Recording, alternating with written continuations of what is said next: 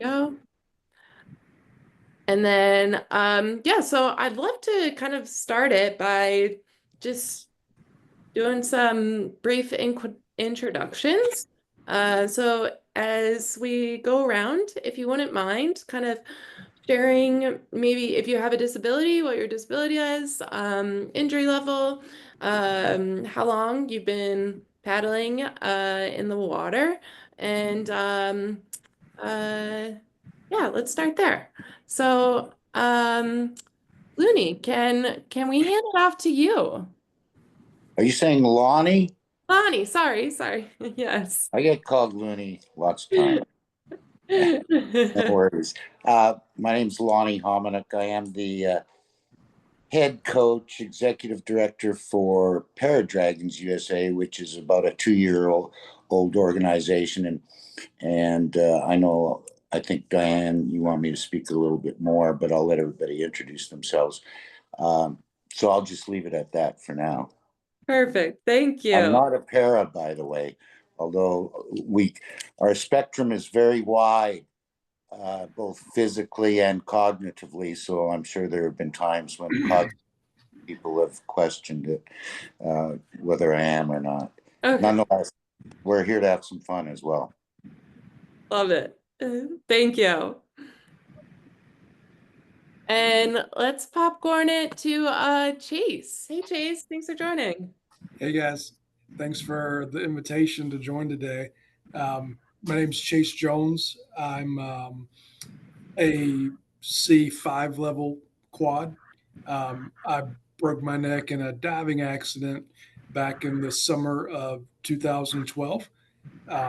Spent about 6 months in recovery at the Shepherd Center here in Atlanta, Georgia, which is where I live and where I'm from, more or less. During during the period of my accident. Um, as part of my recovery, I had an opportunity and was exposed to adaptive kayaking through a. It was actually a train the trainer event that was organized between Catalyst Sports nonprofit, Creating Ability, which many of you might be familiar with.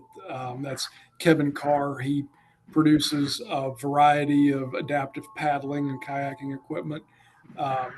And then also the American Canoe Association, I think, was part of that initial Train the Trainer event. I had thrown my name out as being a guinea pig to allow the trainers to kind of have someone to train on, and so that was kind of my start into adaptive paddling. I'd been a paddler all my life, kind of before my accident, so it was one of those special things that after I got back in and on the water, it really felt a lot like it always had, and that was kind of neat and awesome, especially early in my injury.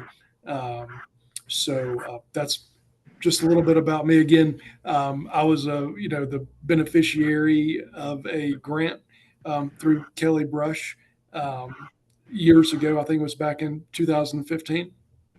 That helped me get my first adaptive kayak and get back on the water. So very appreciative to you guys and all that y'all are doing.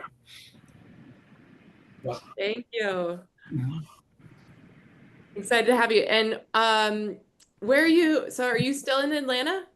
That's right. Yeah. I work in Atlanta. I did live in Atlanta when I was injured. I live right outside of Atlanta in a little town called Carrollton, Georgia, currently. Okay. And where do you usually paddle on? Sure.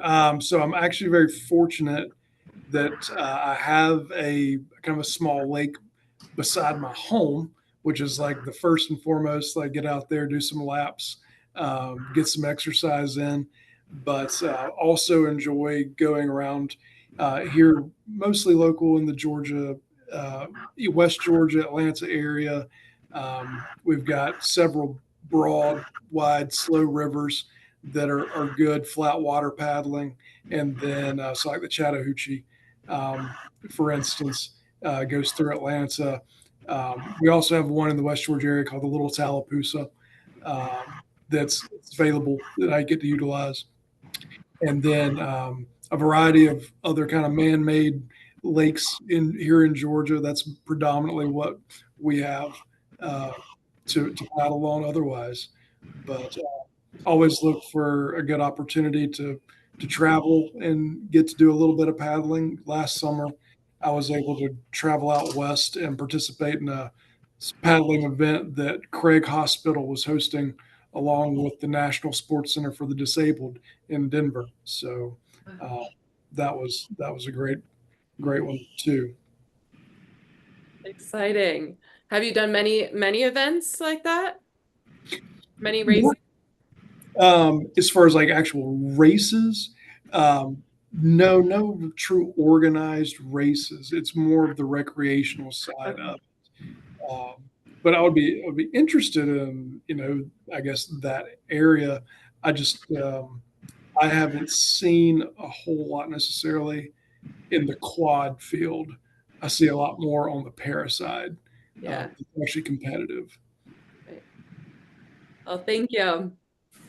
And next, I forgot to mention, please chime in. I want to encourage this is a very open discussion. So, if you have any comments on anyone who's speaking, chime right in, or any questions, feel free to also put those in the chat. But I'd love to pass it off to maybe Charbo next. Hi, my name is David Charbonnet. I paddle adaptive kayak. I'm a T11 spinal cord injury.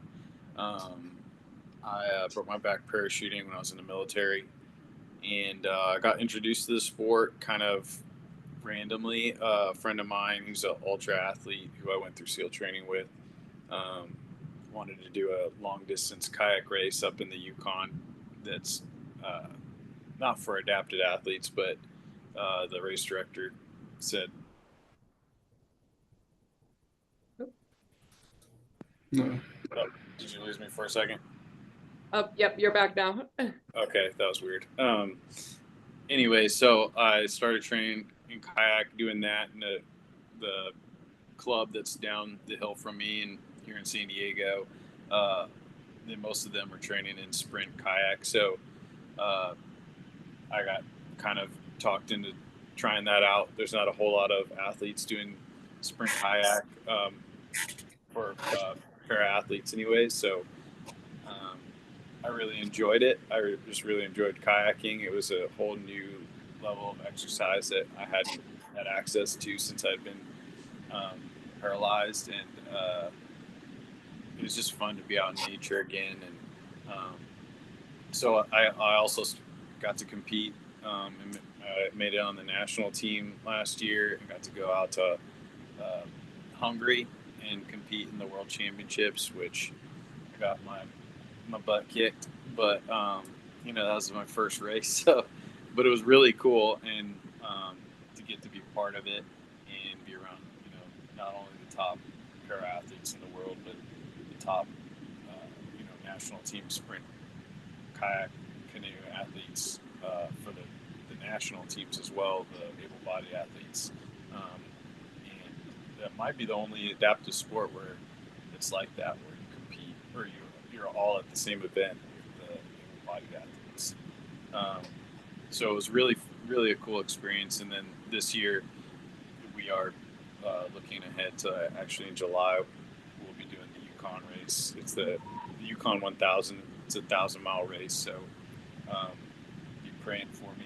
And a little nervous about it, but we were just out in Chase's neighborhood, actually, on the river called the Altamaha River for a couple of days, which was really fun. Chase, if you ever want to go out to that Yeah, river next time I'm in that area, I'll hit you up.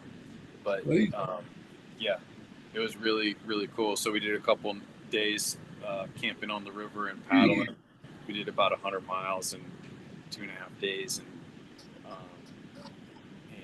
yeah, we're really looking forward to getting out on the Yukon and seeing how far we can take it. And yeah, it's been a really awesome journey getting to get this kayaking thing is like part of my life now, and it's been really helpful to me. And I've been trying to encourage a lot of other people's spinal cord injuries that I know that it's a really great option to get out in nature again and get that exercise. And uh, there's just something special about the water too. Maybe that's just because my background being a SEAL and all that, but there's something special about it, I think. Um, yeah, so that's kind of the quick version of my story.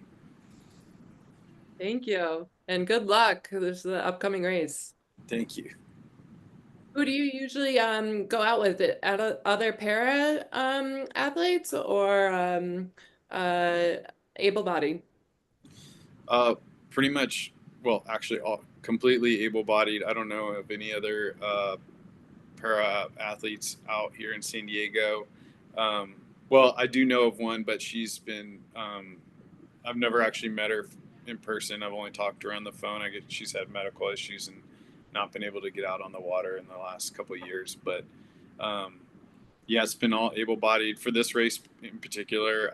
My training partner's been my dad, so I could just spend every day with my dad, out on the water, talking about, all sorts of things, and um, it's been real special. And it's a unique sport. The team that I train with, the club here, like I said, we have everywhere from, like the top uh, the top surf ski racer in the country paddles at our club. Several people that are trying to make the Olympic team, and all the way down to like me and the people that just show up and it's their first time ever kayaking, and you all get on the water at the same time. You're all part of the team together, and the way that the workouts are is you can all be out on the water, all different levels, and so it's a really welcoming sport in that way. And it's always intimidating getting into something new. And like even out in Hungary, all the other para athletes who, some of them, I had breakfast like every day with the, like 3-time gold medalist, champion in my category is Australian veteran who's an amputee.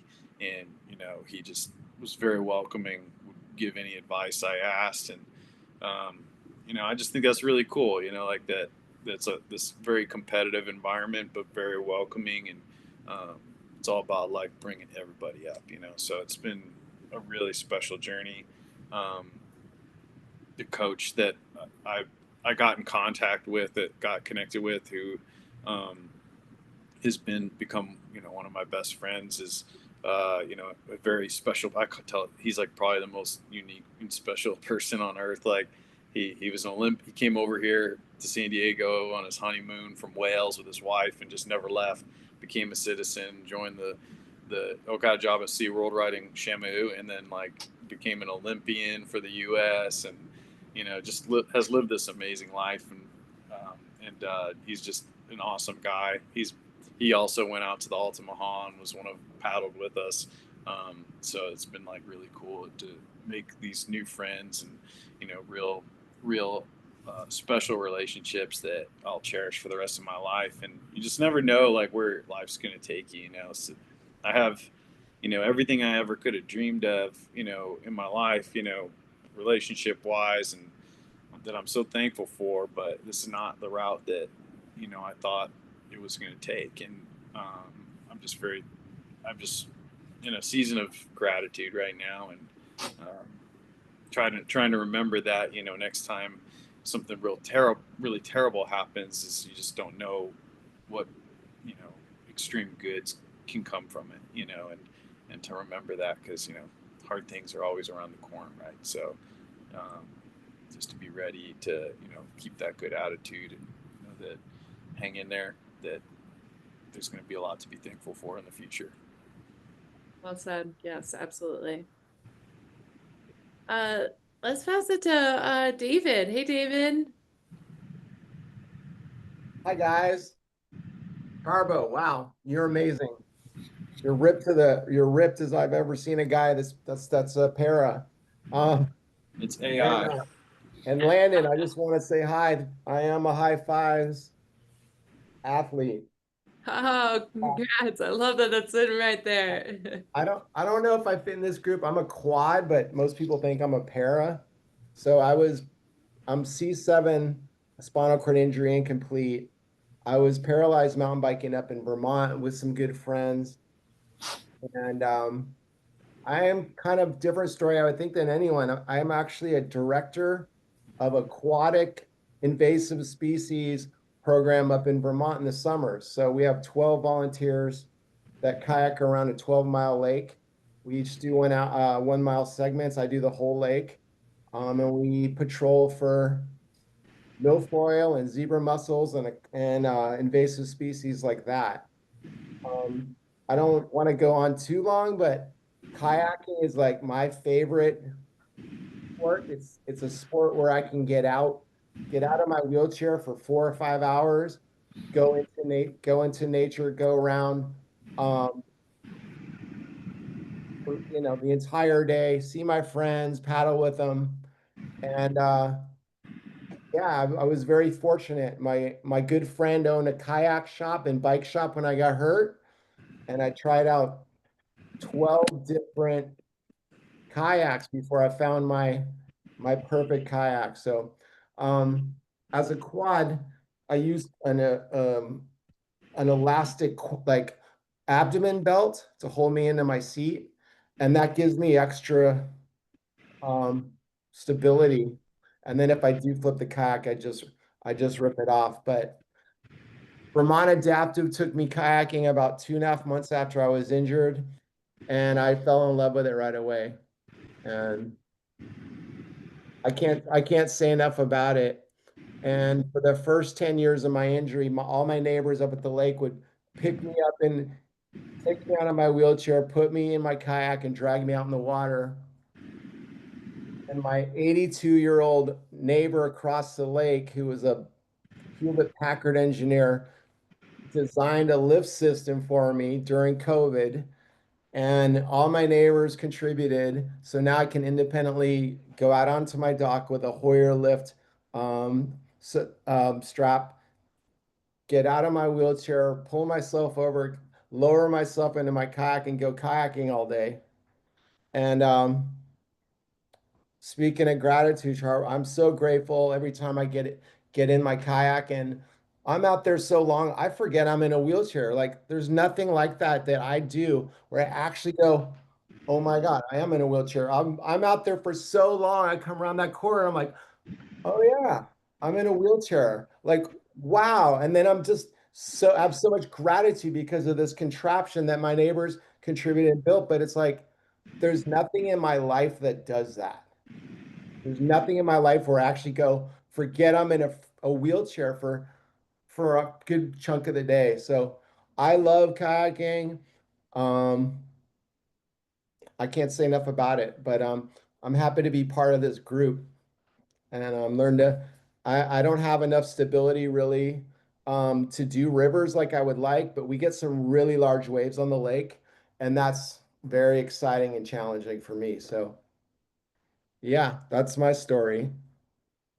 Thanks, Dave. Um, I'm curious.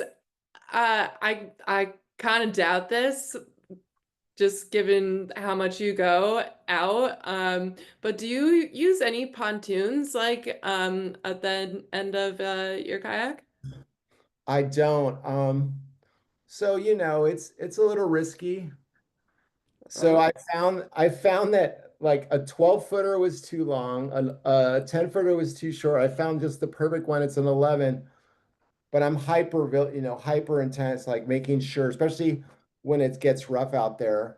I've only tipped it twice, and I'm able to swim to shore, or if I'm with friends, they'll help me. No, I'm just using a regular kayak, and this one cost me $600. I found that the more expensive ones were too much of like a barge. This was like nimble and still stable. So um but yeah, I was very fortunate to have a friend who still owns a sporting goods store in Vermont. And so every time I drove by, they'd throw on a new kayak on, and I found my baby. Like things worth its weight in gold. So I love it. thank you, and good job. Thanks. Props. Let's pass it to Landon. Speaking of, Yeah, hey everyone. It's great to be here and see everyone meet some of you for the first time and see some of you again. It's rad to hear, David, that you're getting out so much. Yeah, sorry, I had to dip out for a phone call, so I Oh, missed good. a lot of you guys' introduction. But yeah, my name's Landon. I work with High Fives Foundation. So very similar to Kelly Brush, we work with Kelly Brush a lot. I think we have a very similar mission and basically wanting to get people in the adaptive space as much as we possibly can. Um, I am a C5, C6 quadriplegic. I'm kind of a crazy story. I was a T4 paraplegic and then I crashed my adaptive mountain bike and broke my neck.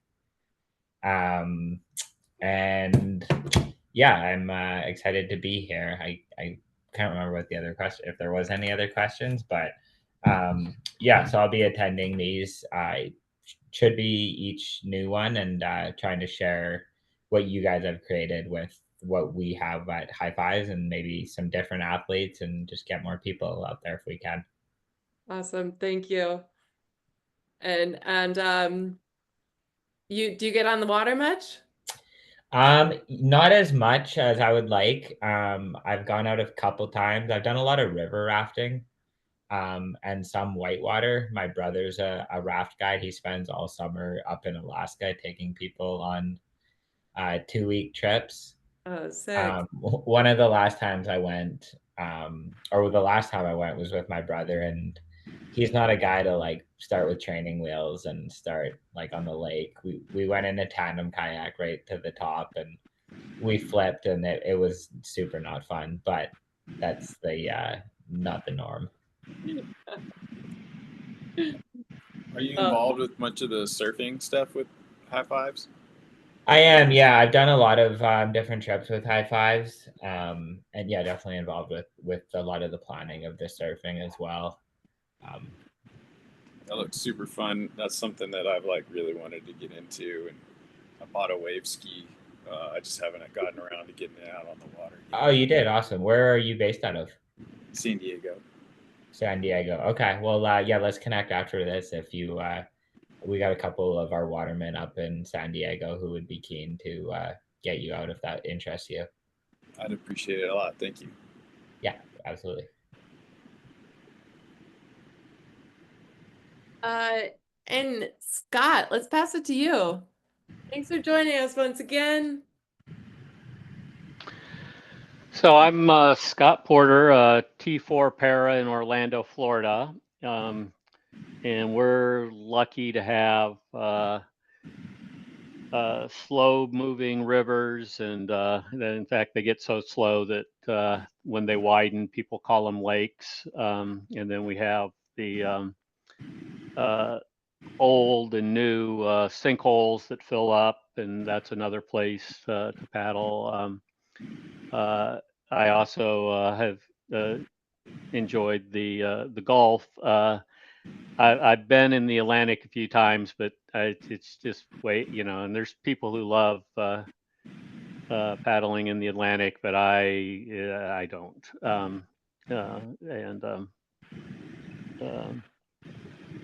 But it's great. Like people already said, the water, the buoyancy basically, takes all the weight, and so we can just do stuff. And so it's it's getting a little hot here, but some of the lakes are cool enough that you could splash yourself every once in a while, but it's really much better in the winter. And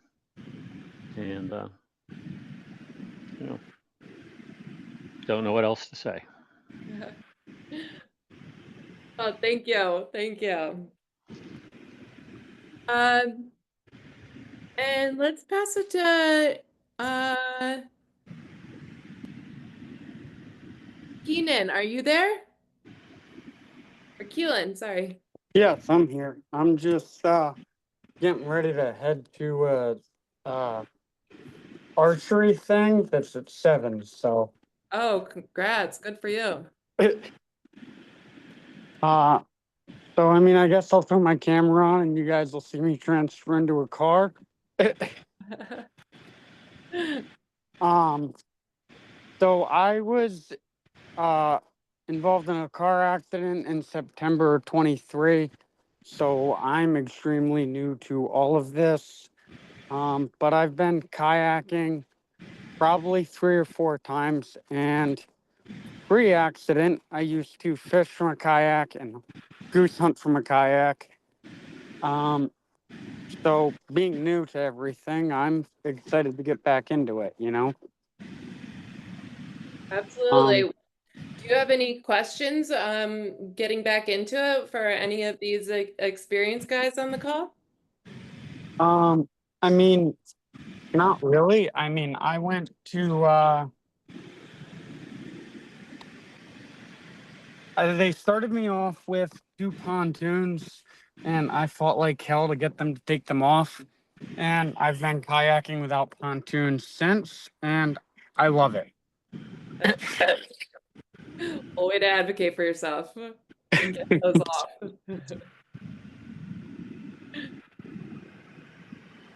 Well, keep it up and keep getting on the water. Thank you. Rick, can we pass it to you?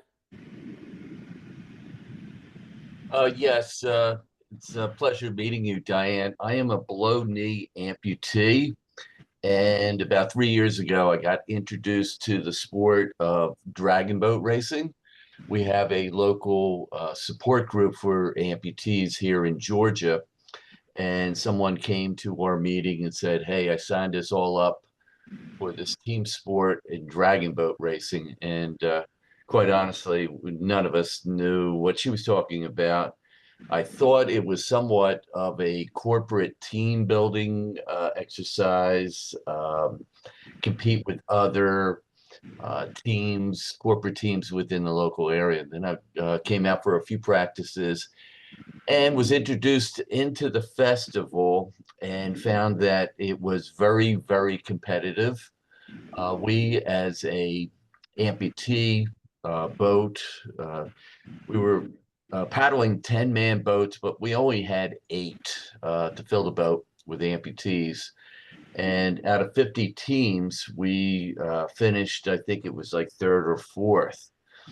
And that was our first time out. The race director festival uh, reached out to Lonnie, who was the national US team coach, and said, "We have some paddlers here that you might be interested in."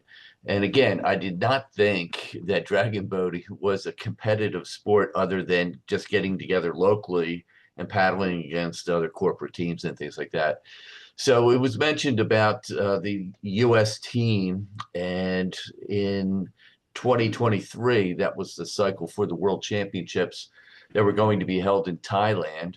And Lonnie invited me out to try out for the team, and it was in that March, April time period.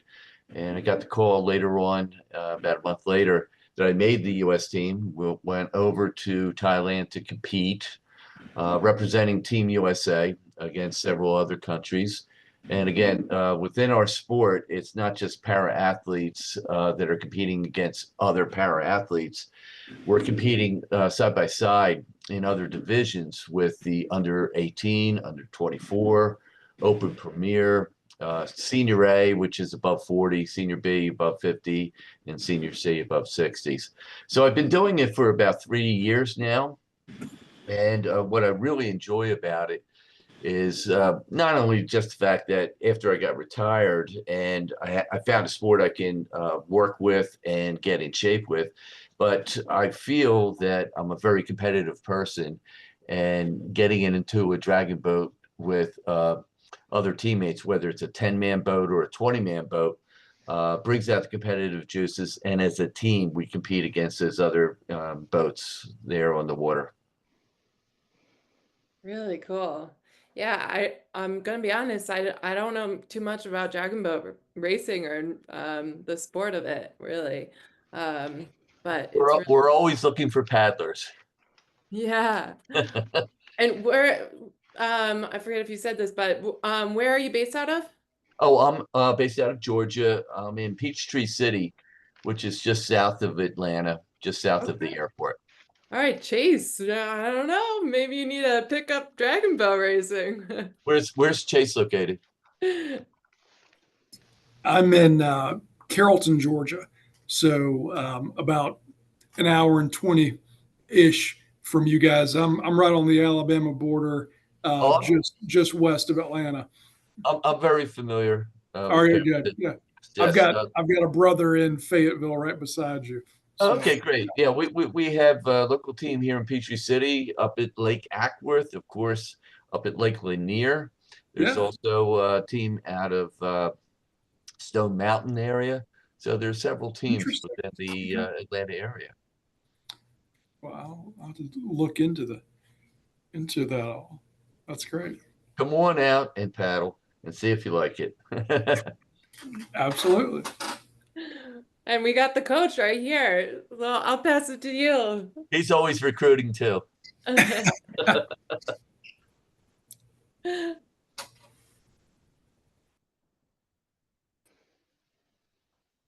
Lonnie, did you want to say a few Yeah, words? yeah, I did. Sorry, I was trying to get my mic on here. Okay. Yeah, I'll just speak a little bit more to the sport, certainly. And Rick failed to mention that. I mean, the guy works hard. He's a top athlete, but he also, through this cycle, which is leaving for Germany in about a month or month and a half for the nations world championships, he was chosen as the team captain for Team USA Paras as well. So I don't know how they made that decision, but anyway, it was. We'll see. Uh, we give each other a hard time. What we're trying to do here, and I don't want to talk for long, and hopefully, if you have questions, you can ask them just after I'm done, and or send them out later.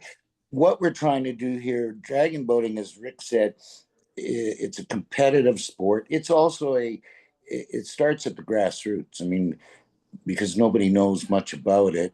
Uh, we do a lot of grassroots development. So we're at festivals, and I travel already this year. I've been on the road 80 days, promoting the sport, working the sport. In some cases, I get paid for it, and in others, I don't.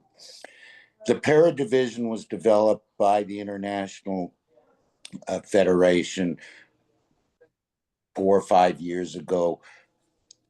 The U.S. was slow to get started on it, but we did, and so we kind of here's where we are.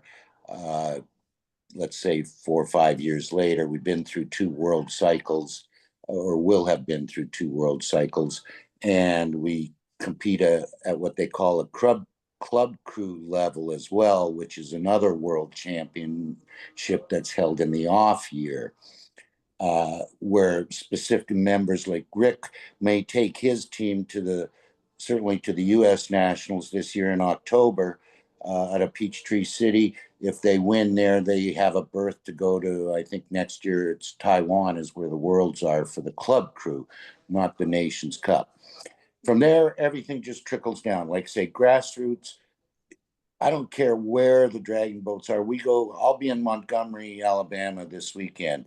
I go to, uh, I got back from Decatur a couple weeks ago. So we go to small areas and that to the grassroots, because that's where some of the festivals really are a lot of fun, and they benefit nonprofits always.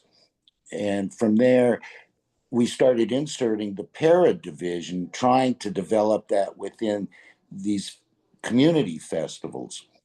And that's kind of where we're at right now. Although, like I said, we do have national level athletes, both club crew and worlds. And we just want to develop more. We need more. We can't compete against the rest of the world. We are behind. All right. Um, if you're not familiar with the sport, it's a paddling sport. Obviously, you're on the water, and are within the para division within the International Federation. It is our definition is more diverse than the IOC Paralympics. All right, both on a physical side and a cognitive side in that respect. So our certificates, the medical certificates, are pretty lengthy and intense. I think Rick can attest to that, although his is easy to assess, impairment. But again, if it's a physical impairment, we can generally overcome it. We work with partners, Adaptive Adventures out of Denver, Chicago. If you're not familiar with them, a great organization, highly focused on cycling and dragon boating and a couple other sports, but all over the world now they've expanded to. I know they're setting up in Asia somewhere at this point. And then another foundation called Mad Dragon Foundation, and they will provide uh, grants for us, and we can use those grants for further development. But Adaptive Adventures, if we need equipment, if I need a seat for a double amputee at above the knee to sit in, they will design one. They work with universities around the U.S. to design the equipment. If I have a one-armed paddler, we have a group we work with that will design the paddle to fit on their shoulders so they can operate the paddle. So, and again, blind, deaf, autism, PTSD. Uh, so it's a wide breadth, and I can tell you as a coach, it's certainly been a learning experience for me. I mean, I coached breast cancer for 10 years, and that was an experience. And then a blind team for a few years, which I took them to win the first uh, World Club Crew. It was a Club Crew World Championship that was won by a blind team in dragon boating ever. So we're progressing, and like I said, from there I've come into the pairs, and that's where we need help. We want to create awareness, create development, work with partners to get people on the water. And I don't care if it's one person. We'll come to you. We'll find a way to get our people to you and go from there. I took about 16 blind vets. They were all vets in Alexandria, Louisiana, out on the water. And I think, there's a couple of them that might get into it and start doing it. But for a lot of them, most people have never been on a dragon boat anyway. And to put some blind people out there, and it was just them and me and the steer, and they're paddling around. So it's I think it can be a rush. All sports to me are a rush, and I do get competitive and have high expectations for if we're going to do something, let's do it right. But we have a foundation called ParaDragons USA. Go look at it. There's film there that speaks a little bit more to what we do and that. And we'd love to come somewhere and get people on the water. Mm-hmm. Thanks for all that info and background as well. I'm curious, what's training look like? I mean, both on and off the water. Yeah. Well, in dragon boating, and as in any sport, I mean, kayaking's got to be the same. You've got on the water, off the water. Again, depending on what you're competing for, dragon boating is largely an anaerobic, 2-minute run, and that's it, or at the most a 10-minute race. But generally, they're, 2 minutes is a 500-meter race. So you've got to train anaerobically, both on the water, off the water. It's a core driven sport, I'll say. So, core cross training, planks, anything like that, weights. And I don't think it's unlike other sports. Mm-hmm. You spend the time at it. but again, depending what level you want to be at. Some people just want to go out once a year at the community festival and support whatever charity that the event producer's putting on.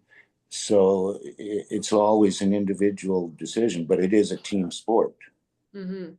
Yeah, and speaking of that, like what's can you speak a little bit about the role of teamwork play, especially um in something like dragon boat racing where synchronization is so key, Yes, I would think. and it is.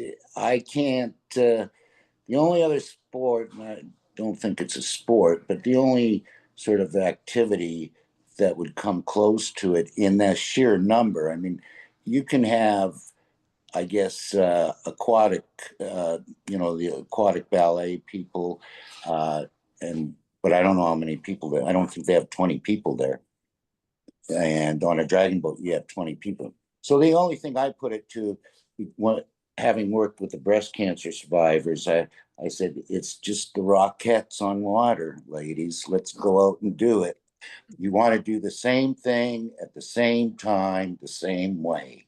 And that's ultimate key to the sport. Doesn't matter how strong you are, how fast you are, if you're not in sync and you're not doing it the same way, then you're going to get beat by lesser teams in that regard. And so it's fun in that way. Yeah, thank you. But And it is a team sport. And then once you're in the boat, let me just quickly explain that. Once you're in the boat, we have different sections of the boat that are doing different things. You think for a 200-meter race is roughly 60 seconds it takes to do a 200-meter race, a 500, 2 minutes. Um, but you to think of the things that happen in those 1 or 2 minutes is pretty incredible what the paddlers and the other two people on the boat are having to deal with. And you're competing against 6 or 8 other teams water, and there's a lot of noise. There's a lot of yelling and screaming going on by the drummers and the steers people that are there, because you have a drummer and a steers person. And I've had deaf steers people steering the boat.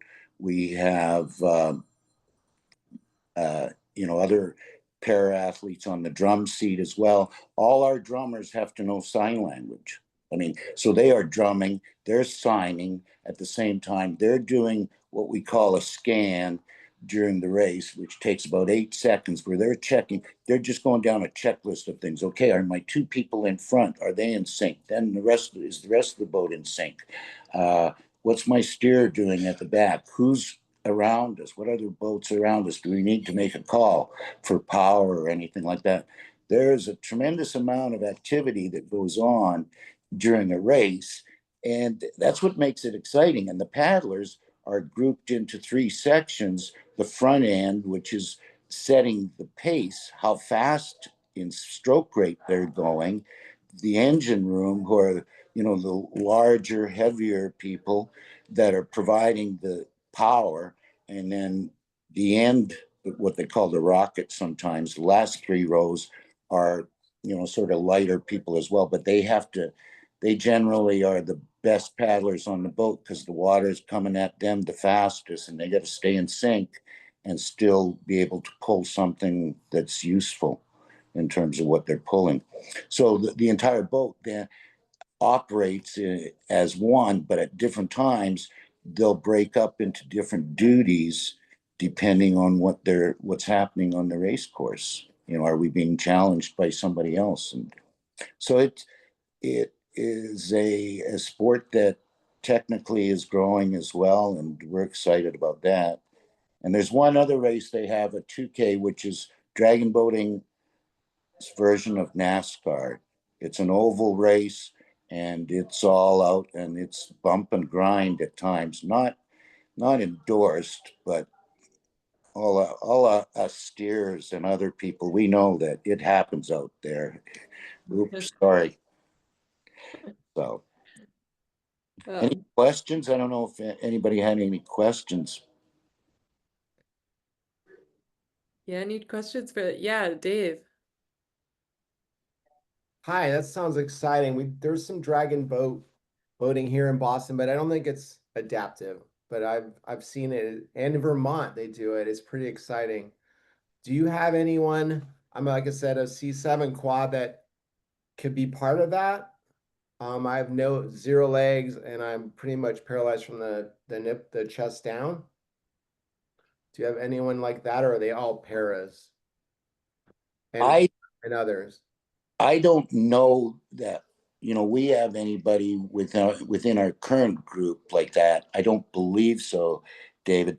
But the Boston race, I think, was just held last weekend or something, by the way, Yeah. because I was hoping to be there and working it. Um, my wife's from Boston, but we're we should have a conversation outside of this and see if we can put you with somebody or at least get a better understanding, and more than happy to do that. Awesome. I just wanted to show everyone this. This is what I use. You can get this anywhere like Amazon or whatever. It's like basically an abs belt for people like that have hurt their obliques. So I put it around the back of my kayak. It's long. The one I have in Vermont is longer than this, and then it velcros me in, and that way I can really I have so much more support. I'm not going to fall out of my kayak. So I don't think the dragon boats have much of a back. So but I'd be interested in trying it, that's for sure. Like I say, we've worked with Adaptive Adventures, and I go to Chris and say, Chris, I've got a paddler in Boston and he wants to try dragon boating, but here's what he needs for equipment. Can you have something, or can you have something designed? And then, I mean, like say, they work with engineering uh, universities and the engineering departments there to have some of their equipment made. Hey, Lonnie, I recall being in San Juan, Puerto Rico this Yeah, past like February, and Adaptive did have a chair that adapted to the bench within the yeah, boat, yeah, recall. exactly. That was a new one they were just bringing out there, and the the athlete, the young lady they put in that, it worked really well for her. And David, you might even, if you email me, I'll send you videos or pictures of that chair even. But again, whatever equipment you would need, we just connect you with Adaptive Adventures. I'd love to try it. There is a team in DC as well, who I just spoke to their coach today, actually. Hmm. Great, Lonnie. I'll get your email from Diane. You have Yeah, it? Okay, cool. yeah, I can Awesome. connect Thank you. you. Excited. Um, and you talked a little bit about other adaptations, for someone with only one limb, or one upper body or arm. But in terms of like, I'm curious for the quads, like Dave and Chase, um, do you guys use anything to assist you with gripping the paddle? Um, any adaptations that you use, or are you able to grip the paddle? I've seen that, and I know that I've even spoken with the people, but it's out there. I know that for a fact. Yeah, there's um, there's some great innovation and design equipment again from um, Kevin Carr with Creating Ability is the name of his company. He's got a cool website. Check it out. He's got a couple of different paddle grip adaptations. Um, there is one kind of specifically for quads like myself where I don't have any. I've got some wrist flexion, but no finger grip movement. So basically, I have a pair of wrist cuffs that slide over my wrist and cinch down just via a webbing um, lash, and then once they're cinched down, there's a little kind of metal and plastic button on the middle of my inner wrist, and that I will lock into the device that basically you attach onto the paddle, and you can adjust those kind of lock in devices on the paddle at different angles, for your comfort. And you can space them as wide or as narrow in on the paddle as your frame, necessitates. Um, so that's what I use. He also has a another design that is nothing that's required to wear on your wrist, but it is kind of like a long bar that you attach on. I say long, it's not that long, maybe about 6 inches on each hand, but it provides like a really nice like tension on the backside of your hand. So if you're a para or even like a lower level quad with some grip, and a little bit more like arm movement, you can simply slide your hands under that tension bar on each side of the paddle. And that's another kind of really interesting design that he's got that I know a lot of people are using. That Chase, what's the name of his company again? You would? it's called Creating Ability. I just want to say one more thing. I put it in the chat. Yeah. My friend Kathy Webster up in Vermont, Northeast Disabled Athletic Association, she works with everybody. It doesn't matter. She has double arm like amputees, blind. I mean, you name it. She's adaptive, adapts equipment to it. There's like what if you check out, go back in the Facebook, maybe go back like 10 posts. I mean, they're doing it. She does everything. I met her a few times and we're friends.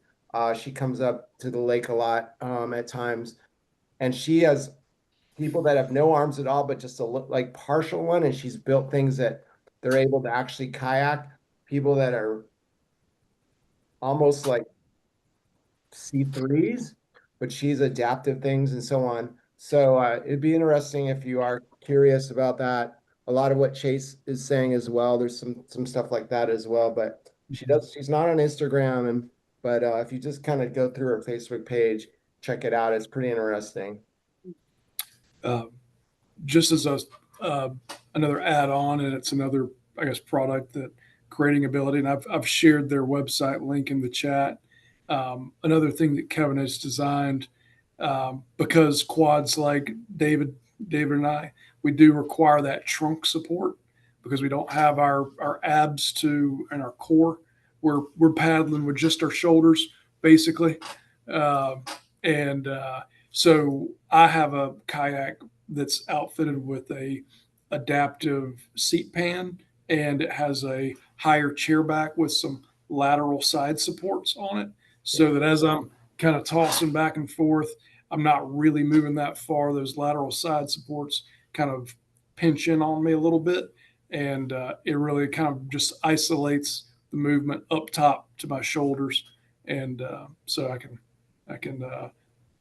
yeah, I'm just not wasting a bunch of energy flopping back and forth. Mhm. Yeah, exactly. I'm curious as to hearing kind of how you guys work on like padding your seat and your knees and ankles, like when you're in your kayaks, because that's always like a challenge for me. Like a little spasticity and the best laid plans, like are are are out the window. I'm fortunate enough to I only will do a sit on top. I don't like to be stuck or trapped in a Gotcha. kayak. It's just too scary. So I have a sit on top. That way, if it's raining or whatever, but I'm fortunate enough that I'm able to stop on different parts of the lake that I figured out. Do a 30-second or so lift every half an hour, Hmm. and do that. And I have cushion I've made for my butt, and also wherever any body parts that are touching the bottom of the kayak. But My legs are straight out, and yeah, usually if I try to get on my standing frame before I go out there, otherwise it's really I'm just having really bad spasticity. But that's I'm fortunate enough on lakes that I every half an hour or so I can stop. People go, "Can I help you?" And I'm like, "I'm paralyzed," and they're like, "Oh my God, anytime!" Like you can always are welcome here. But that's my technique. I try to lean forward over my knees, in the cockpit of the kayak just to get as much weight off my butt as I can, and I'm always using some kind of padding under my butt in addition to what's on my adaptive seat pan, which has got a little bit, but not really enough to feel like it's adequate over a period of hours, depending on how long I'm staying out. Yeah, I have like so much like exercise yoga mats that I've ordered off Amazon. Just cut those up. It's been super helpful. The seat I eventually used for like sprint kayak, and when I actually am, I'm going to use it on the Yukon as well. Is I had like a prosthetics friend, and she like took a mold of my bottom and like customize it, and we've had a couple of iterations to where it eventually, but like the at least in the sprint kayak world at the high level, that's what they have is like something that's like molded to them, Yeah. and like perfectly fit, and then padding within that. But and then like what David said, like those just being aware of like the time that you're in it, pressure releases, that's big. Mhm. I've definitely had.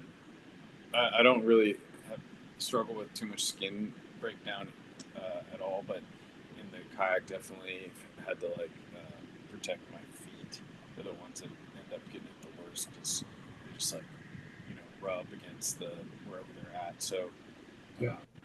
whether it's using the mats or like a pair of socks with like a booty over it, I feel like it was really protective because it like helps from like the rubbing, because like Right. your materials can rub instead of your skin. Um, yeah, finding like good booties to like help protect your legs and ankles is super helpful too. Um, but yeah, it's like one of those things that I bet all of us have to like do something just totally different from the other, no matter how similar of injuries or setups you have. But yeah, the yoga mats have been like super helpful though, because they're Gotcha. not too expensive, and you can always just have like a roll in your garage and Mhm. cut chunks of it off, and customize it to whatever nook or cranny you need in the boat. There's like flotation like uh, hoodies or like boots, not boots, but I forget what the exact name is, but I can find out and send it to you, Chase. But, but Please. yeah, I will. Uh, I do know there's I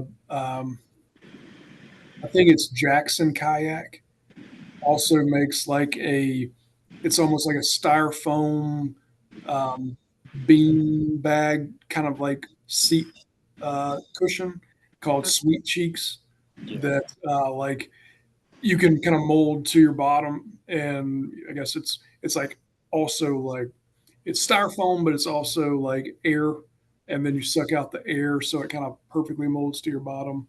Like I've seen and people using those as well as a yeah, those work really well.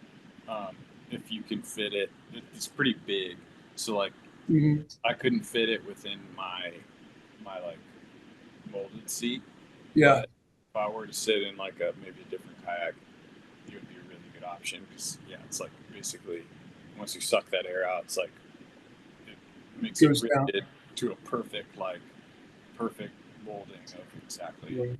so yeah, it's a really awesome product. I wish they made like different sizes, but Just real quick, one of my tricks, you guys are gonna laugh. if you remember those old like orange life jackets from like the 80s or in the 90s. So I've chopped one of those right in the middle, right in half, and I put them underneath my knees so my knees don't hyperextend.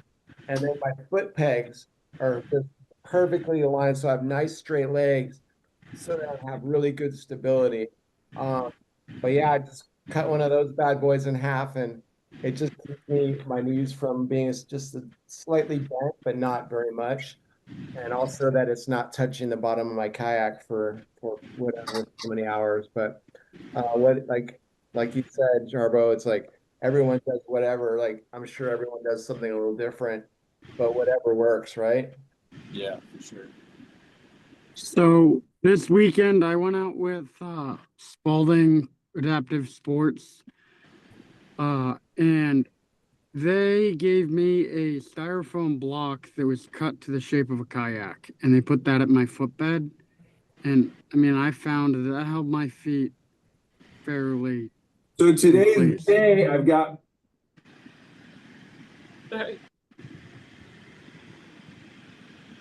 That worked for you, Keelan?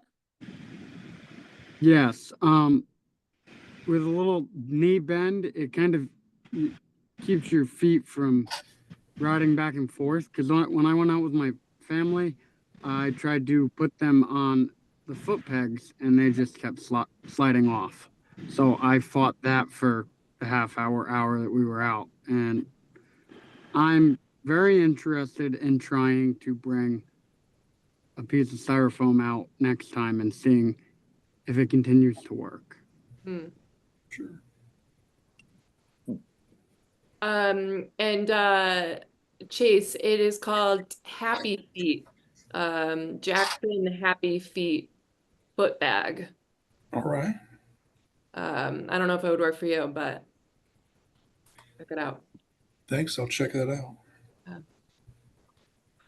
Well, guys, we are overtime now, but thank you so much for coming on and joining this conversation and contributing. Really appreciate it. And we'll again post on our YouTube channel. So share with your communities who are interested in getting on the water. Thanks again, everyone. Enjoy talking to you guys. Thank you. Thanks for having us. Yeah, Have a thanks great night. everyone. Yes, thank you very much. Bye. See you.